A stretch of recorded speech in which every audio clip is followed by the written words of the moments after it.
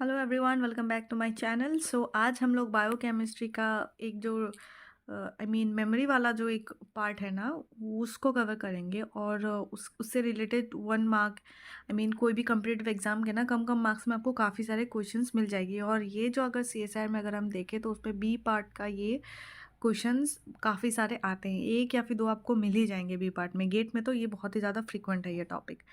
ठीक है, और बहुत सारे कम्पिटिटिव एग्जाम जो लाइफ साइंस ओरिएंटेड है उसमें आपको ये मिल जाती है। सो ये जो पर्टिकुलर टॉपिक है ये हमने ली है बायोकेमिस्ट्री से। अगर आपने मेरी प्रीवियस वीडियोस या फिर शॉर्ट्स देखे हैं तो उसमें मैंने आपको बताया था कि बायोकेमिस्ट्री में जो एरोमेटिक अमाइनो एसिड्स होती हैं उसको याद करने का एरोमेटिक अमाइनो एसिड्स उसको याद करने का एक मैंने फॉर्मूला बताया था, एक निमोनिक बताई थी, डेट इज़ वाइफ। ठीक है। So when we use this formula we remember that what is aromatic, the examples of aromatic amino acids. आपको पता है अमाइनो एसिड्स हमने कई सारे टाइप्स में हमने डिवाइड कर रखी होगी। उसमें से जो एरोमेटिक अमाइनो एसिड्स है जो एब्जॉर्बेंस शो करती है उसके बारे में हमने ये 3 एग्जांपल्स रखे थे। W for tryptophan, right, tryptophan, and Y for tyrosine, and F for phenylalanine. ठीक है। ये तीनों थे एग्जाम्पल्स जो एरोमेटिक अमाइनो एसिड्स के थे। और आपको ये बात हमेशा याद रखनी है कि whenever you see aromatic amino acids, whenever you see aromatic rings, it is in the most of the cases it is responsible for showing absorbance. ठीक है। और एब्जॉर्बेंस जो है ये तीनों मैक्सिमम केसेस में 280 में शो करेंगे। ठीक है, 260 से लेकर 280 तक ये लोग एब्जॉर्बेंस शो करते हैं, ये तीनों जो अमाइनो एसिड्स है, tryptophan, tyrosine and phenylalanine. And आप ये सोच रहे होंगे कि WYF लिखा है यहाँ पे तो इसका फर्स्ट वर्ड तो कुछ और है, लेकिन आपको अगर अमाइनो एसिड्स अपने पढ़ी होगी उसकी 1 लेटर कोड होती है। ट्रिप्टोफैन का W, टाइरोसिन का Y होती है, एंड फिनाइलएलेनिन का F होती है। और ये आपको याद करने में भी आसानी होगी। Phenylalanine F of phenyl, F of PHE, तो प्रोनाउंसिएशन दोनों का सेम हो रहा है। एंड देन टाइरोसिन का W। ठीक है, ट्रिप्टोफैन, फिनाइलएलेनिन एंड टाइरोसिन, ये तीनों हो गए एग्जांपल्स एरोमेटिक अमाइनो एसिड्स का। ठीक है। और ये एरोमेटिक अमाइनो एसिड्स 260 से लेकर 280 तक एब्जॉर्बेंस शो करती है, और इनको हम क्या कहते हैं, क्रोमोफोर्स भी कह सकते हैं। चलो ठीक है, ये तो समझ आ गया हमें एरोमेटिक अमाइनो एसिड्स का। अब दूसरा टॉपिक है वो है फॉस्फोराइलेशन। ठीक है, फॉस्फोराइलेशन। तो व्हेन वी से फॉस्फोराइलेशन क्या है, मतलब addition of a phosphate, phosphate की एडिशन, ऐड होना। तो फॉस्फेट का एडिशन हमने बहुत सारे पाथवेज में देखा है। अगर आपने सेल सिग्नलिंग में देखी होगी तो उसमें तो मतलब एडिशन ही है, उसमें तो वो मतलब फॉस्फोराइलेशन इधर उधर फॉस्फोराइलेट होता रहता है। In each and every step we will get phosphorylation. And if we see in case of biochemistry also, तो उसमें भी फॉस्फोराइलेशन काफ़ी ज़्यादा होते हैं। ठीक है, जैसे कि किस किस चीज़ों का फॉस्फोराइलेशन होती है, सेरीन का होती है, थ्रियोनिन का होती है, टाइरोसिन का। एंड देन उसके बाद अगर हम सेल सिग्नलिंग या फिर कोई भी दूसरे भी पाथवेज में अगर हम देखें तो हिस्टीडीन और एस्पार्टेट का भी फॉस्फोराइलेशन होता है। सेरीन, थ्रियोनिन और टाइरोसिन का तो एग्जांपल आपको सेल सिग्नलिंग और सेल साइकिल जो रेगुलेशन है उसमें भी मिल जाएगी। और कई सारे जगहों में आपको सेरीन, थ्रियोनिन और टाइरोसिन का जो है फॉस्फोराइलेशन आपको शो होगा।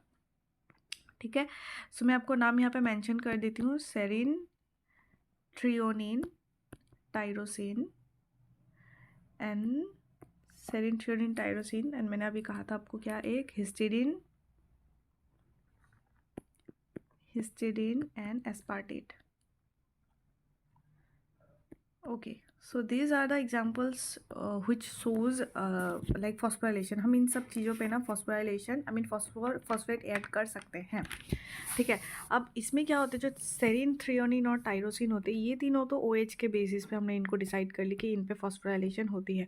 लेकिन हिस्टीडीन को phosphorylation is because imidazole group, and aspartate का इसका जो फॉस्फोराइलेशन हो रहा है it is because of COOH। And there are many other factors like the enzyme जो फॉस्फेटेज जो फॉस्फेट लाइक ऐड करता है उसमें एंजाइम किस में वर्क कर सकता है वो भी डिपेंड करता है। क्योंकि आप इसमें क्वेश्चन पूछ सकते हैं कि अगर एस्पार्टेट में का फॉस्फोराइलेशन हो रहा है so why not glutamate, because दोनों का स्ट्रक्चर ऑलमोस्ट सिमिलर होता है। So there are many other factors. तो मैं फॉस्फोराइलेशन का पूरा फिनोमेना आपको यहाँ नहीं बताने वाली हूँ, मैं जस्ट आपको एग्जांपल्स बताने वाली हूँ कि किस पीस पे फॉस्फोराइलेशन होता है। ठीक है, serine, threonine, tyrosine, histidine and aspartate.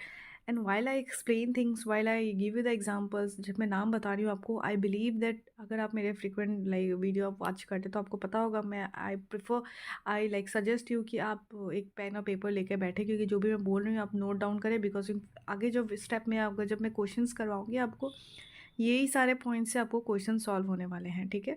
So I just request you कि if you are following and आप बैठ के किसी के रास्ते में जा रहे हैं तो मैं नहीं बोलूँगी पेन पेपर लेके चलो लिखने शुरू हो जाओ, लेकिन हाँ, if you are studying and if you are like searching for my content, तो आई रिक्वेस्ट यू कि आप पेन पेपर लेके बैठे, जिससे कि आपको नोट कर सकते हैं कि क्या क्या क्या कहा गया है, कौन कौन से एग्जाम्पल्स है। सो ठीक है, these are the examples where phosphorylation works, ठीक है। एंड फॉस्फोराइलेशन वर्क करती है, मतलब फॉस्फोराइलेशन मतलब एडिशन ऑफ फॉस्फेट। ये नाम जो है ना, ये आपको याद तो मुझे नहीं लगता कि इस पॉइंट पे, अगर आप इनिशियल स्टेज में हैं, अगर जस्ट प्रिपेयर कर रहे हैं, तो आप बस ऐसे रट के रख लीजिए कि इन पे है फॉस्फोराइलेशन। बट अगर आप ये अपने फाइनल स्टेज में है रिवीजन के, तो डेफिनेटली आपको ये सारे नाम याद हो जाएंगे, because you will be like familiar to these names when we study cell cycle, cell signaling and everywhere, like जहाँ पे भी phosphorylation यूज़ हो रही है, will get used to it. So with time आपको ये सारे नाम्स क्या हो जाते हैं, याद हो ही जाएंगे अपने आप, ठीक है।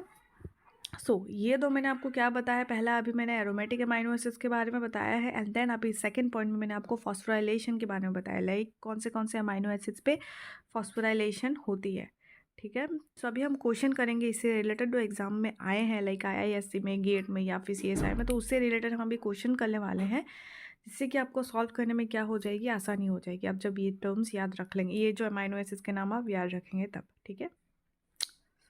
So this is the question, यहाँ 3 क्वेश्चंस हैं, गेट IISc में ये पूछे गए हैं ये तीनों questions.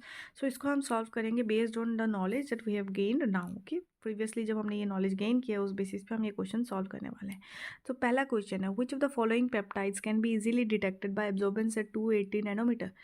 When we say absorbance and at 280 nanometer we talk about aromatic amino acids, right. Aromatic amino acids, I already told you earlier कि एरोमेटिक अमाइनो एसिड्स को हम यहाँ पे कंसिडर करेंगे। So, what were the example of amino acids? WYF, tryptophan, tyrosine and phenylalanine. So, we'll have to see here कि ये जो peptide की जो सीक्वेंस है, जो प्रोटीन की जो सीक्वेंस है, जिसमें अमाइनो एसिड पार्टिसिपेट कर रहे हैं, किस किस में ये तीनों टर्म आ रहे हैं, किस किस में शो हो रहे हैं। Okay, in case of P option, let us see. Is leucine an aromatic amino acid? No. Is tyrosine? Yes. So we'll mark here. Is methionine an aromatic amino acid? No. Alanine? No. Glutamine? No.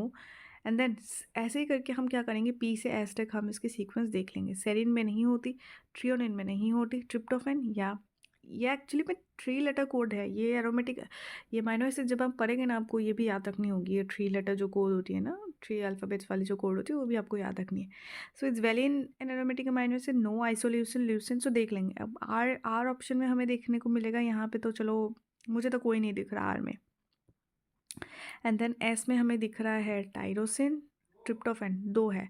सो अगर इस हिसाब से जब हम options को match करेंगे ना, हमें अब किन किन किन 3 चीज़ों पे, किन 3 ऑप्शंस में हमें मिले हैं aromatic amino acids, it is P, Q and S। So will see कि ऑप्शन में कहाँ पे P, Q एंड S है, ठीक है। ऑप्शन नंबर बी पे तो नहीं है, ऑप्शन नंबर डी पे भी नहीं, ऑप्शन नंबर सी पे भी नहीं, ऑप्शन नंबर ए पे हमें P, Q एंड S दिख रहा है, तो इस हिसाब से आंसर हो जाएगा ऑप्शन नंबर ए, ठीक है। So will move to our next question, ठीक है। नेक्स्ट क्वेश्चन आपको करने में भी आसानी होगी, क्योंकि अभी मैंने आपको इस टॉपिक पे बात किया है, we have talked about phosphorylation.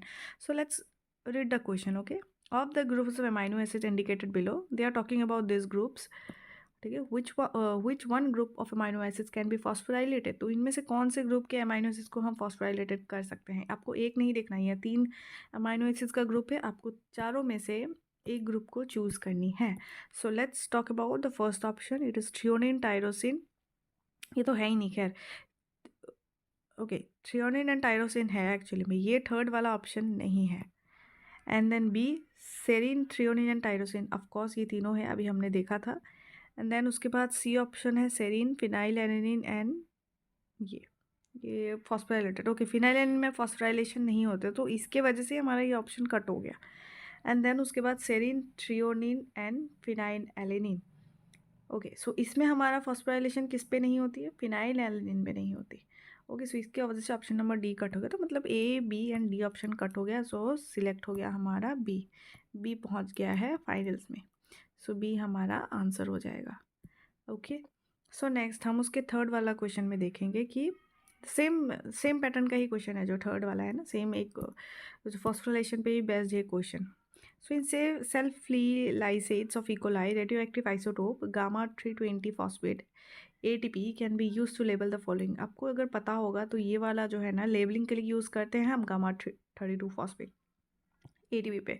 सो जब हम ये यूज़ कर रहे हैं सो फिर ये कौन से उसमें मतलब ये एप्लीकेबल होगा। आप ऑप्शन किसको लेबल करने के लिए हम यूज़ करते हैं ये फॉस्फेट, ठीक है। सो पहला है क्लोज सर्कुलर डुप्लेक्स DNA नहीं, protein devoid of serine threonine tyrosine, मतलब वो प्रोटीन्स जिसपे सेरिन थ्रियोनिन टाइरोसिन होती है उनको ये लेबल करने के लिए यूज़ करते हैं। ऐसा तो बिल्कुल नहीं, अभी मैंने कहा कि फॉस्फोराइलेशन किसका होता है, ये 3 अमाइनो एसिड्स का होता है, सेरिन थ्रियोनिन टाइरोसिन। तो डिवॉइड ऑफ कैसे हो जाएगा भाई, भाई नहीं होगा फिर सी ऑप्शन। डी है peptidoglycan, no of course not.